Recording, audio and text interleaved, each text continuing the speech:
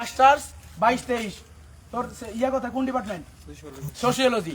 সে আমাকে প্রথমে ফোন দেয় যে আমি হলে ঢুকবো ভাই, আমার কিছু জিনিসপত্র আছে। আমি মসজিদের কাছে ছিলাম, আমি বলছি আমি আসতেছি, আপনি থাকেন।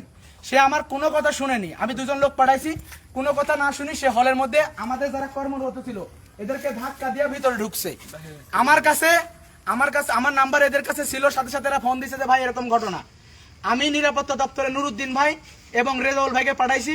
সাধারণ ছাত্ররা যখন বেঁধে ফেলছে, এখানে প্রশাসন না থাকার কারণে তারা হ্যান্ডেল করেনি। সে যখন হল থেকে বেরোয়েছে আমাকে বলছে সার্টিফিকেট নেবে। তার ওখান থেকে কি পাওয়া গেছে? এই যে হাতের কাছে রাখ, এই তার ব্যাগ, তার খাতাপত্র, এই তার হাতে খাতাপত্র। এই যে এটা কি ক ভাই খুলে দেখান। পিস্তল, এটার নাম হচ্ছে পিস্তল। এর মধ্যে লোড থাকতে পারে, তখন আমি ওর কাছে নিচ্ছি না। এই যে রিভলভার, এটার নাম হচ্ছে, এটা সম্ভবত 9mm হবে অথবা 7mm। আচ্ছা, মেড ইন চায়না। এই পিস্তল নিয়ে সেই এই ব্যাগে করে পালাচ্ছে। তুই পালাচ্ছিলি না?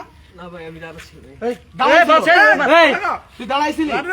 তোর বাসাটা কোথায়? এই বাড়ি হচ্ছে খাগড়াছড়ি। কোন উপজেলা? মাটিরাঙ্গা উপজেলা। তোর গ্রামের নাম কি? মুসলিম পাড়া গ্রামের নাম। বাপের নাম ঠিক ক? সেলিম রেজা। মায়ের নাম? দিলারা রেজা মায়ের নাম। ওকে, তোরা কয় ভাই বোন? তুই কোন হলে থাকতি? রফিক ছাত্রাবাস। এই যে এখানে রফিক ছাত্রাবাসে থাকতো। রফিক ছাত্রাবাসে যে কেউ এক চিন্তা সার্টিফিকেট। এরপরে সার্টিফিকেট যে কোনো শিক্ষার্থী নিতে পারে, কিন্তু তারা অস্ত্র। আর এই হচ্ছে সার্টিফিকেট। হাতুড়ি ছিল তো। এই ছবিটা বড় ছবি, প্রোটেকশনের জন্য হাতুড়িটা দে। প্রোটেকশনের জন্য পট পাওয়া গেছে। পট, হ্যাঁ, তার কাছে প্রচুর পরিমাণে গাঁজা কোথায়? এই হচ্ছে গাঁজা তার ব্যাগের মধ্যে। এই হচ্ছে গাঁজা। এই সেনাবাহিনী ফোন দাও। এই সেনাবাহিনী ফোন দাও। সেনাবাহিনী ফোন দে। ওর কি খবর আছে? এই যে কি পরিমাণ জিনিসপত্র। এই যে আপনারা দেখেন সাধারণ শিক্ষার্থী যারা বলছেন যে আমরা এই যে গাঁজার কলকি, আপনারা দেখেন এই যে গাঁজা। আপনারা প্রচুর শেয়ার দেন এবং হচ্ছে আপনারা বড় বড় গ্রুপে দেন ছাত্রলীগের। এই দেখেন এই হচ্ছে গাঁজা। এবং আমাদের ছাত্র উপদেষ্টা নাহিদ ভাই এবং আমাদের যিনি ছাত্র উপদেষ্টা আসিফ ভাই রয়েছেন, দৃষ্টি আকর্ষণ করছি, আমাদের চট্টগ্রাম বিশ্ববিদ্যালয়ের এই ভিসি এই দালাল এবং প্রভিসি এই দালাল ছাত্রলীগ যেন তাদের অস্ত্রগুলি নিয়ে যেতে পারে, এই জন্য তারা বারবার পদত্যাগ না করে তাদের জায়গায় বসে আছে।